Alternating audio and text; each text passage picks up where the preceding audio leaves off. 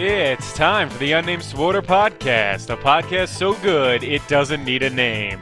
So without any further ado, here's your host, JD. Take it away, Johnny. Hello, my friends, and welcome to episode 48 of the Unnamed SWTOR Podcast, recorded on June 14th, 2014. I'm your host, JD, aka Gaddick Teague, and in today's episode, I have a very special interview with the guild ZORZ. You may have heard of them this week, since they world first cleared Nightmare Dread Palace. And they did so in probably record fashion, doing it in just a few hours. That, on top of the fact that at the time of this recording, they are still the only guild to have cleared it 5 days later. That's quite the feat, in my opinion. So without any further ado, we will hear from Miles and Sarent of ZORZ. Let's force sleep right in.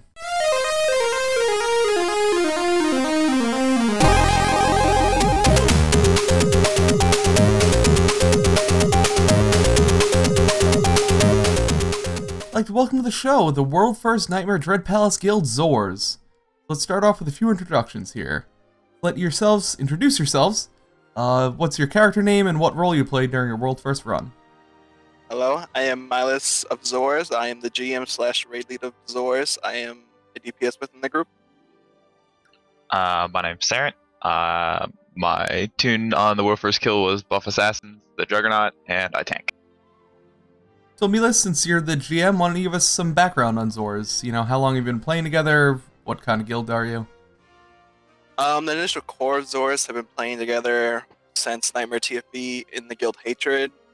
About, say, 3 to 4 weeks ago, we split off from Hatred and went our own ways. And basically, that's it. What was the other question? Generally, what kind of guild are you? You're just progression? Do you have? Is it just the main 8 raid team in the guild, or do you have alternates? How's your guild set up?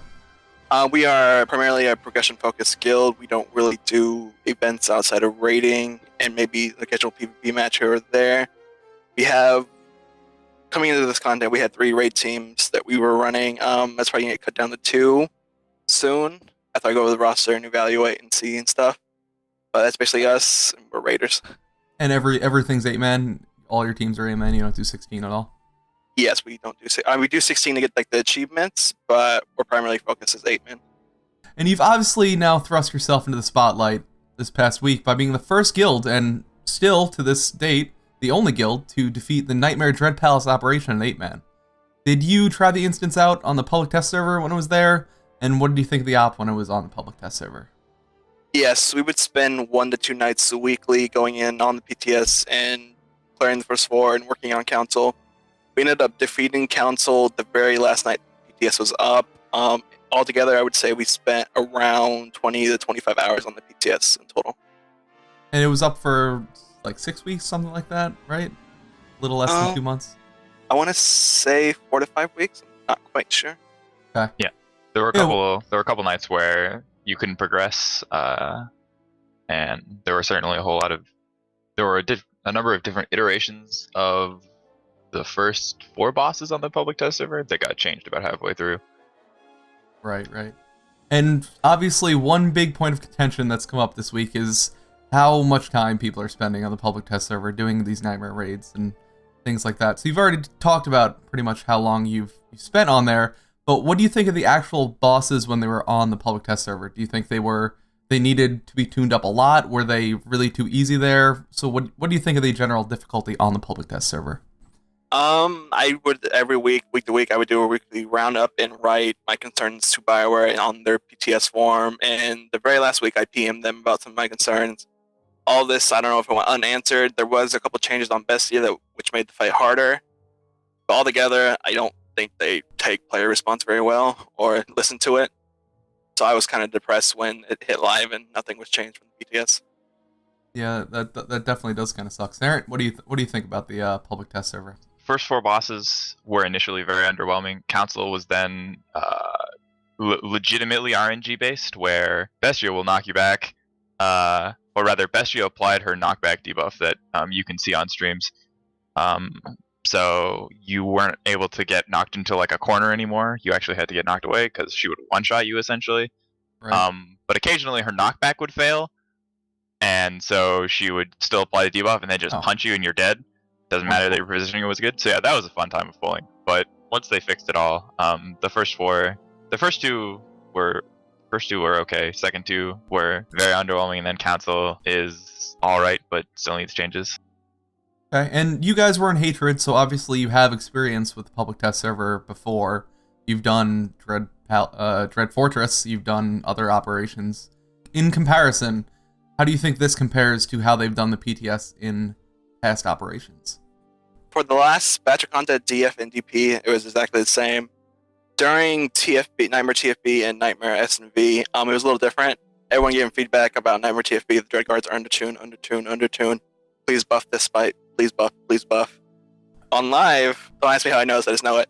They buffed every ratio by 10%, and that fight was amazing. Everyone enjoyed it. People ran at it for 2 to 3 days, maybe 100 to 150 pulls. And that's what it's so sad now that they just don't listen to player feedback. Yeah, I mean, I had Drop It Like It's Hot on this very show like 6 months ago, and we talked about that, and that seemed like one of the coolest fights that they've had in this game so far. Just that, people spending 150, 200 pulls on that fight, just getting as many people as they can at any time of the day, trying that fight over and over. That's what made that fight really stand out. Although you guys are the only guild to do this so far, and I know you don't want to give your secrets, but do you have a secret sauce for this boss? Do you have a different strategy that other people aren't trying out? To be honest, our strategy appears to be have good players in every role. That's a very good strategy. To add a little bit more on him, or what Buff just said, basically the way we work is that I don't believe in having players within my guild or group I don't feel I can bring in at any time and have them perform what they need to perform at a given time, where other guilds, I don't want to say this, I can't confirm this, I don't know how they run, but there's players that are carries or aren't adequate enough as the other group members are, if that makes sense, where they just don't play the game at the top percentile. And that's when we formed ZORZ. That was the basic thing, is that we wanted it to be a really great guild with great players that could do multiple clears weekly, and that's what I guess we've kind of formed into. Yeah, that's I guess what you really need is a great person at every spot, and you'll have a great raid team. So let's just talk about philosophy for a second. What are your feelings on Nightmare operations going to the PTS first? Like, would you change how they do it now? Would you prefer they not go on at all and be released more buggy? What would you do with Nightmare operations in the PTS? I'm going to go back a little bit and answer the question about council. It's not that we have a solid proof strategy. It's just the fight outside of like 20% of the new mechanics went unchanged from hard mode. And I guess if you were good at the hard mode mechanics, you'll be good at the Nightmare mechanics. We're not doing anything special. It's just I guess people need time to learn and adjust to what we adjust to on the PTS. Okay. But going back to the question, do you like how operations go to the PTS first? Would you prefer them not to? I would prefer no PTS time at all. Just keep us hidden in the dark. Come live and let us. Because honestly, I feel if there was no PTS, the content, especially for us, would last up to 3 to 5 days, if not a week. Because you got to relearn everything. And the biggest thing that works against BioWare is that they have 3 difficulty settings in story mode, hard mode, and nightmare. And hard mode to nightmare is just upping the damage and ratios and maybe 1 to 2 new mechanics per fight. So you're not learning much when you go to Nightmare, in my personal opinion. And if, say, they had released Dread Palace how it was released on the public test server, whatever it was, 5-6 weeks ago, would that have been acceptable to release that to live? Was it just too broken that it wouldn't have been okay? It was too easy. The initial launch of it was extremely easy. We didn't really give any council pulls on the initial launch, but would have been fine once you learned the mechanics. But see, the mechanics would have took, I would say, 12 to 15 hours to learn per fight. Like Bestia, they throw a ton of monsters at you, and you got to figure out how to design a strategy. The second fight, Tyrants, you have to design a way to delete platforms intelligently and make sure nobody makes mistakes. Third fight, honestly, it needs to be deleted. It's really depressing. The fourth fight, I feel, is a really great fight. It's just you can fail challenges and still kill the fight, which to me, Nightmare content should have that. Right, I mean, that seems like the definition of what Nightmare should be, is you can't fail any of the challenges, right? Yeah. If it was released like it was on live, people would be stuck on council because of the RNG, and that would be quite depressing. what I really wish BioWare was capable of doing was having an in-house testing team that is, if not the highest tier in terms of DPS and healing and all that, was at least mechanically good, so that they could test mechanics consistently and make sure everything worked, and then just buff the numbers. Hopefully, using good math and relating it to the parses that are going up now. That's not going to happen because that would require BioWare to keep on retainer good players, and I doubt they're willing to pay anyone for that. Yeah, it definitely doesn't seem like they are willing to do anything of the sort, which sucks. But I mean, that's the reality of it, right? I mean, even games like WoW put their raids on the public test servers now. I think that's just a reality of the medium at this point. Yeah, I mean that's the thing. I was in the WildStar closed beta and open beta. I probably shouldn't have said that. Oops. But the devs there, they had feedback from the community. They go around, talk to people, and get their honest feedback. And then if there's a problem, they'll go and address it on Reddit. And I just feel that all of that lacks from BioWare, and we just don't have any of that, which is depressing. Right. Yeah, the community, to compare the two community manager sets, I guess you see Carbine in every third Reddit thread as an example, and then you see Star Wars with a live stream, and that's about it. And the live stream is rather unfortunate, in my opinion. Yeah, it's definitely not the greatest. Let's get back to the operation a little bit. From what I'm getting, is that the PTS was a lot easier than it is live, but the live was not hard enough. Is that fair? Is that a fair assessment? The final iteration of the PTS is exactly a carbon copy of what came out on live. 100% outside of quality of life changes, and those quality of life changes I felt made two of the fights easier. But was there anything in the operation that you feel was a worthy challenge for a nightmare mode? Any single boss, any portion of a boss, anything? Both the first and second fights are fine for a nightmare entry level fight, especially the second boss. Second boss, if you do something wrong, you're not going to kill it. You also have to have good players and adequate DPS to kill it. Third boss needs work, and the fourth boss needs work. But the first two are fine for intro level bosses. First one, I guess, not as much, but the second one I honestly enjoy a lot. First one's only, I feel like you say that only because of the group we have, really. Like, the DPS that we run with are all either top 3 or the top parse on, the dummy, and they are capable of translating those parses into reality on raid fights, and we kind of trivialize a lot of things because of that. I definitely agree with Milas. I definitely think that the first two are in a good spot, especially as intro fights, and I don't know how you change Calpheus to make it hard. Like, there are genuinely some parts of those fights where healers can, AFK, and that's pretty tragic. Same for tanks. And you've said that you have great players, obviously. That goes without saying for a guild that world firsts anything, pretty much. But let's just clarify here, what kind of gear was your team wearing at the time? Were you all basically just missing the armorings from the operation? Had you run enough times to get everything else, all your mods, enhancements, barrels for offhands, etc.? That's where other guilds have brought to my attention, is that we potentially outgear the content. Most of us, I would be surprised if we need 1 to 2 mods or 1 to 2 enhancements. And honestly, the only upgrades I see us getting from DP are the main hand, relic, earpiece, and set armorings. Yeah, I'd say about a good 3/4 or 2/3, depending on the person, of 186. Okay. Yeah, I mean, honestly, I think that the nightmare mode should be tuned to work with... The best available gear? Yeah.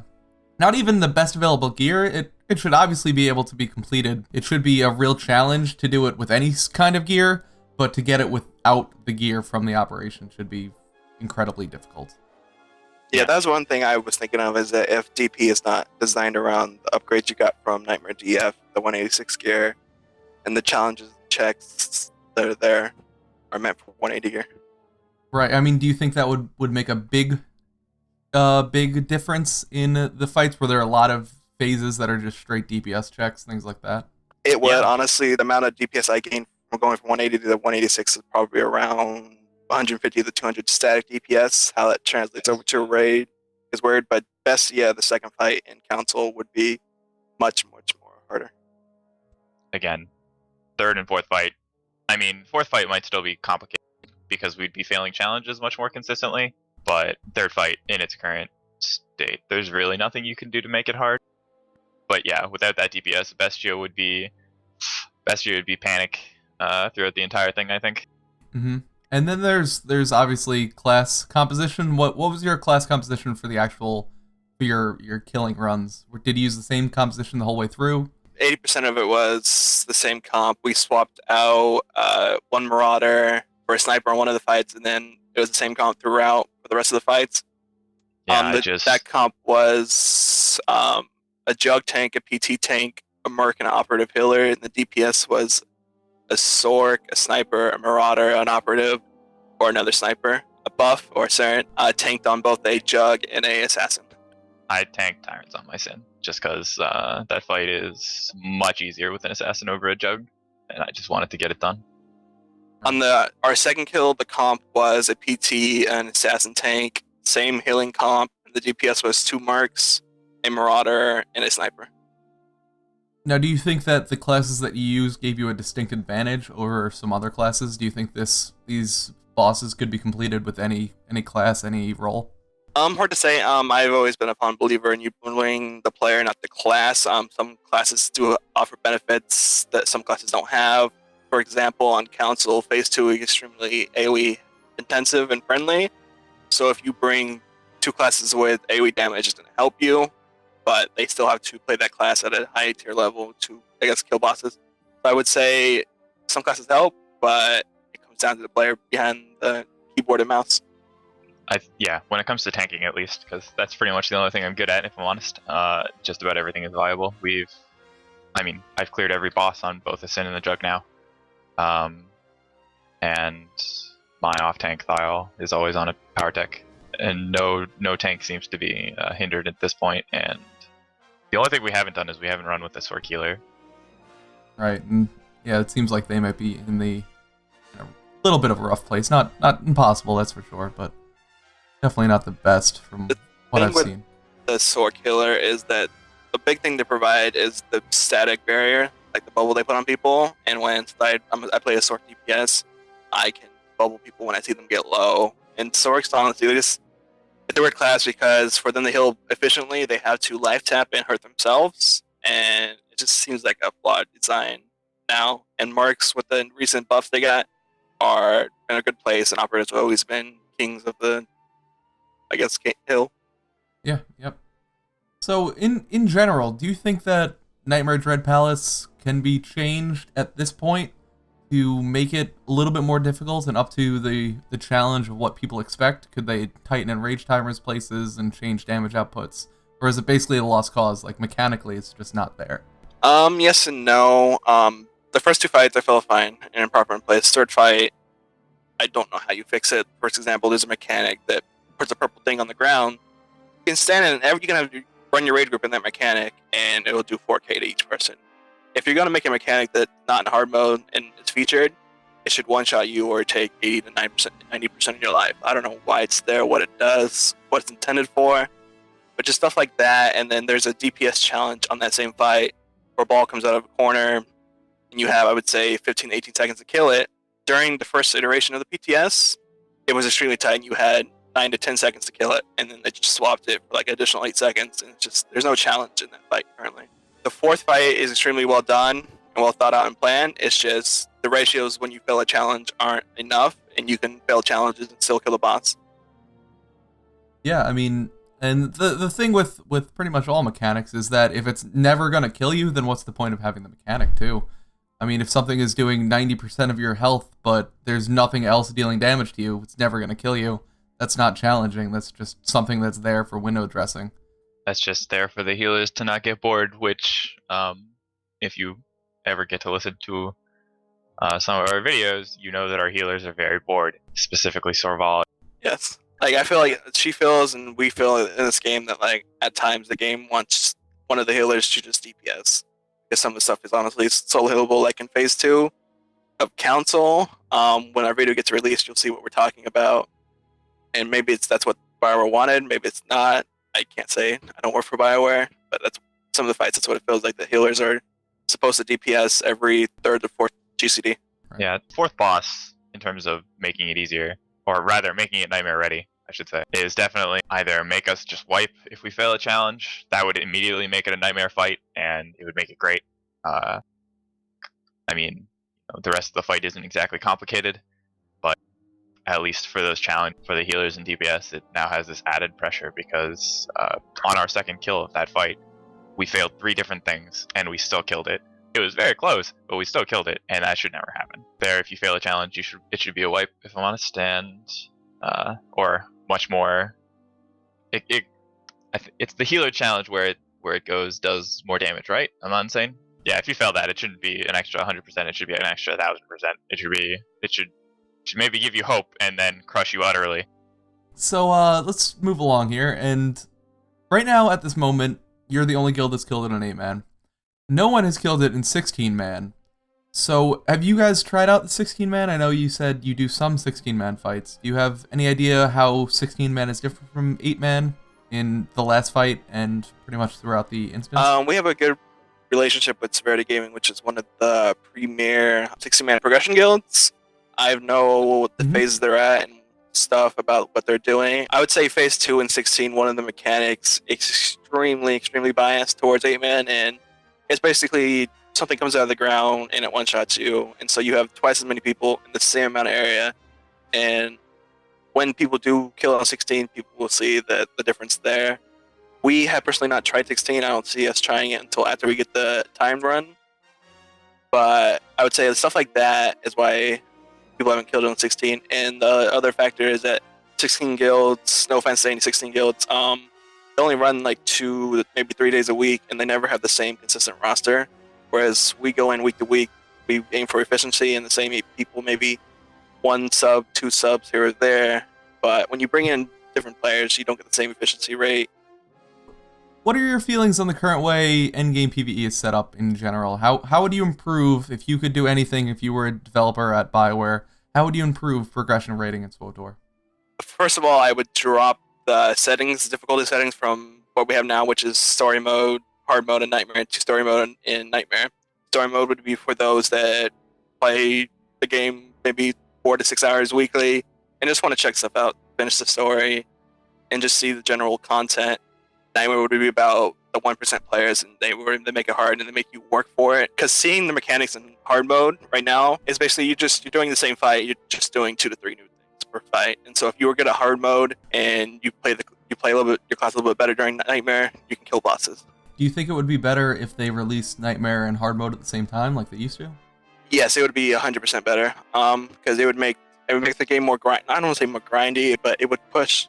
Get some people always something to do. You would go to hard mode, get the gear, then you go check out Nightmare. Can we kill this boss with the gear we have? Do we need more gear? Yes, no. All right, and Sarent, what do you think about PvE right now? How would you change it?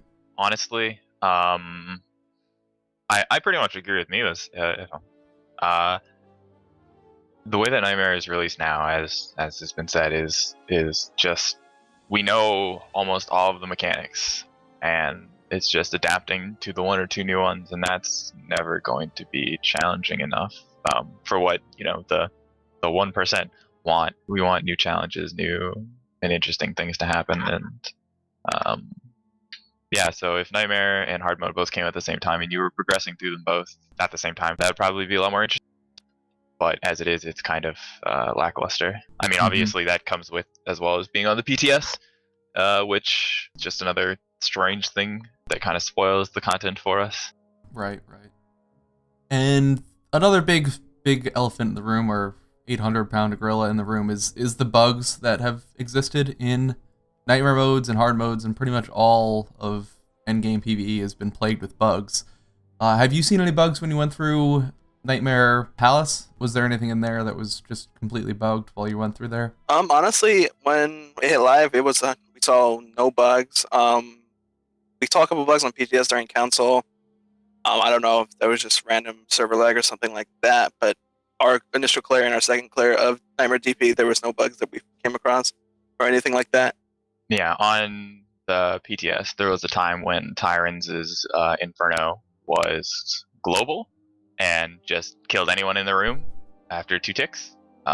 Didn't matter whether or not you were standing in fire. So if that made it to live, that would have been fun, but it didn't. Got fixed pretty quickly. Another big bug, or a big bug that was released with the last tier, was the Nightmare Nephra bug, where you could just stand on top of the pillar next to the stairs and not get hit, and basically 4-man it, or 3-man it, 2-man it. Did that tarnish Nightmare Dread Fortress for you in your mind? I don't want to say tarnished. Was I upset that some guilds took it upon themselves to farm implants the first week, second week, and then claim they didn't do it? Yeah, it's kind of silly to do that. I feel if you believe you are a top tier progression guild, you don't need stuff like that. The bigger thing I was upset with is that it absolutely killed the mass nip market on our server, and as a guild that doesn't do stuff outside of raiding, that's how we make our money, outside of money runs and selling gear and stuff to people that want to buy from us. Market legitimately went from like 650k down to 350k within a week of our server finding out about the bug. That sucks. I mean, I don't even think about that, but yeah, that totally sucks. Yeah. It sounds like you were against it. I'm not going to ask you if you did it or not, but is your general feeling about bugs like that is you basically have to use them or fall behind? Because that's the way I see it. It sucks that it's like that, but if other people are doing it, you have to do it, right? When it comes to stuff like this, we kind of, to sound pretentious, we look down our noses at those people. When it's something that's clearly an exploit, we just don't touch it. And we certainly lost a lot of respect for, to name names, D&T, when they were doing it second week, third weekend. We'll certainly abuse, overpowered things if we feel it's necessary, but never touching an exploit, I don't think. I guess since, you just said that, to touch more on that, I don't feel that the stat gain you get from an implant is going to help raiders become more aware and better raiders. Yes, it helps in the long run. That's the Nightmare program buff that some guilds use. But I think if you have 8 solid raiders or 16 solid raiders, you don't need those static gains, those small plus 10 willpower, plus 10 strength to kill bosses at an efficient rate. All right. And with all that's been said so far today, are you excited for a new operation, and do you look forward to future Nightmare modes? For me personally, yes and no. I don't particularly enjoy hard mode operations. I just don't find them time filling and worth my time. I'll do the initial clear, get my best in slot character, maybe 1 to 2, and then I'll unsub for the game until Nightmare content comes out. And Saren, what do you think?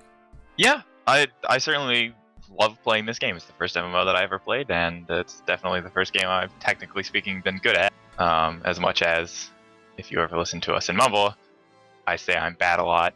I certainly plan on playing Nightmare for this. Hard mode is... We did a lot of grinding back in Hatred. For hard mode, it was the first guild that I was in that was, competent, really. I was able to kill hard modes in other guilds, but it was always a fair bit more of a struggle than it is here, or than it was with that group. But it gets a bit dull after a while of just one-shotting every boss and then saying, well, okay, see you all in a week. Especially when no one lets you DPS as a tank. It's a hard life.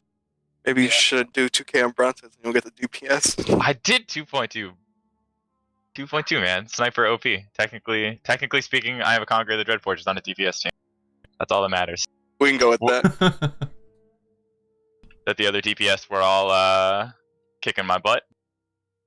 Yeah, so Milas, you kind of talked about this already, but what's next for you guys? And do you plan on staying sub to the game in the meantime while you're waiting for new content? The first thing that we're getting done that I told everyone I'm 100% committed for is getting a top-ranked world time run kill. After that, my personal plans are to check out WildStar, see if I like it. I think I do like it. I have issues with 40-man raiding or in large-scale raiding in general because, I guess, call me anal. I don't like large settings where people week to week don't get held accountable for what they do and I can't show up. I feel like you can't commit 3 days of the week to playing for 2 to 3 hours. You shouldn't be trying to do in-game progression rating. That's me personally. I'm extremely weird. Milas is definitely a proponent of being able to yell at every single raid member, and certainly he'll never hold back. And if you're doing 40-man raids, then it's really hard to remember everyone's name, let alone be able to see what they're doing all the time. Basically, I'm gonna play Star Wars, and then I won't unsub because I'll still be around. I'm still the GM. I still need to be accountable for people. But I definitely see myself playing WildStar a lot during the summer rather than Star Wars, especially when Housing and Strongholds come out. Do people in the guild generally unsub after you've down the content in your guild? No, that's pretty much just Milas. That's pretty much just Milos normally. Everyone else kind of enjoys farming a bit on different tunes and such. Okay, and Saren, that sounds like you will definitely still be subbed. Yeah, probably. I mean, I really enjoy playing every tank class as much as I'm the worst at playing my power tech, but it's fun gearing all of them out, and that takes a lot longer than just gearing one tune. Also, if your tank leaves, then you're kind of screwed for a bit. As long as other people still want to keep clearing it, I'll still be playing, I assume. But yeah, I'm also going to be playing WildStar, although not as hard as Milos is, I think. Yeah, I tried WildStar out. Didn't love it. There are things I liked about it for sure, but I really don't like the Guild Wars style combat. It just doesn't do it for me. I don't know. That's just me. That's the big thing that drew me in, is that I feel it's like a third-person shooter / MOBA hybrid, and those are games I enjoy personally. So that's all I have for the nuts and bolts of your kill, your time, your world first run of Dread Palace. But something I like to do when I have guests on to interview is I have a list of just fun questions to go over. So if it's okay with you guys, I'd like to ask you a few questions about Star Wars and SWTOR. Is that cool? Good. Yeah, sounds fun. All right. So what is your favorite movie in the Star Wars franchise? Number 4. Easy. Really, A New Hope. Definitely. New Hope person here. All right. That's. I don't think I've had that said. Really? Most people usually say Empire. I've had a couple Jedi, but no one said New Hope. New Hope is like, it's your first love. You watch it, and then this whole new world is there for you. I mean, you have to give props to the original. Yeah. That's for sure. And Milos, what's your favorite movie in this? I'm gonna be the elephant in the room. I didn't originally play the game because I was a fan of Star Wars. I have watched the movies, but I can't tell you from movie to movie which ones I remember. I think the one where someone gets his arm chopped off was my favorite. That happens like 5 different times, Milos. I'm gonna assume he means Empire, but Yeah, we'll hope. who knows? All right, so no more movie questions for you. For Saren, since you obviously are a fan of the movies, what's the worst movie in the franchise? Number 1, easily. All right. That's a very fair answer. Who is your favorite companion in Star Wars: The Old Republic? Oh, that's hard. I mean, when I played this game initially, I leveled as a DPS Sin with Kembal, and because Kembal seemed like the most badass companion, and even now, despite how horrible that was to level with, when I knew nothing about the game, he's still my favorite companion, I think. Milos, do you have a favorite companion? I'm definitely gonna go with Kimball. He reminds me of a Thial and just makes random noises, and yeah. All right. If you could add one feature, just one feature to SWTOR, what would it be? First thing would be crossover queuing for PvP. I really enjoy the PvP in this game, but I don't think it's worth waiting 10 to 15 minutes in queue to hopefully play a ranked match. It's kind of hit or miss.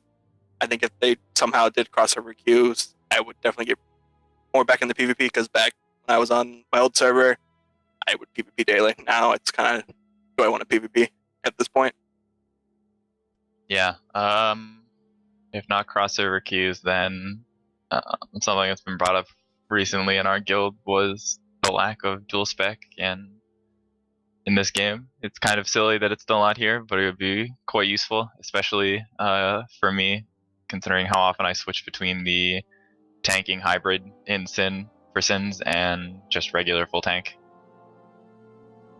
Yeah, I mean that's something people have been asking for a long time, but I mean, Yeah. See how long it took him to get ready check in the game. Oh or yeah, something that was stupid fun. like that, who knows? All right, jump over here. Oh god. All right, and finally, what is your favorite video game, Star Wars game, not named SWTOR? Star Wars game? Battlefront 2. I played the hell out of Battlefront 2 back in You're the day. excited for new Battlefront? Like, for long hours. Oh yeah, definitely.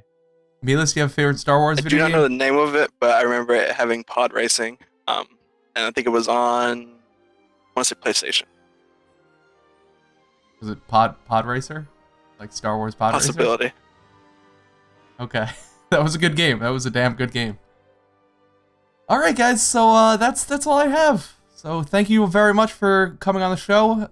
thank you for discussing the nuts and bolts of your run and what you think about the game so far.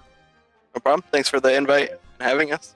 Thanks for having us. Hopefully we helped out. All right. Both decided to take shots, but fun.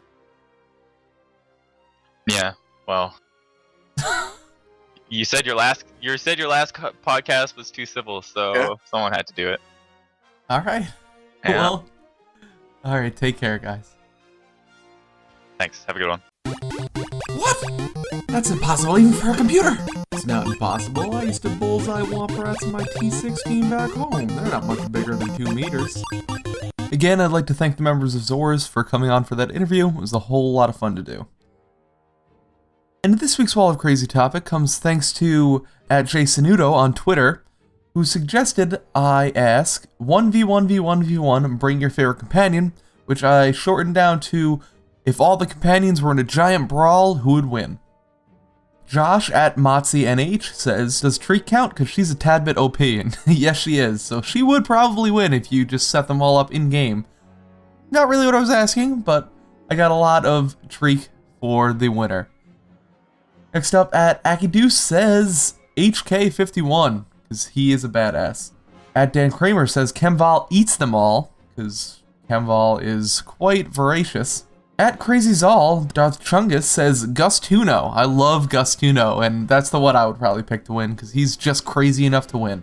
Jay Connell says Treek, and to answer the next Wall of Crazy, Treek, and the week after that, Treek, because Treek is that OP.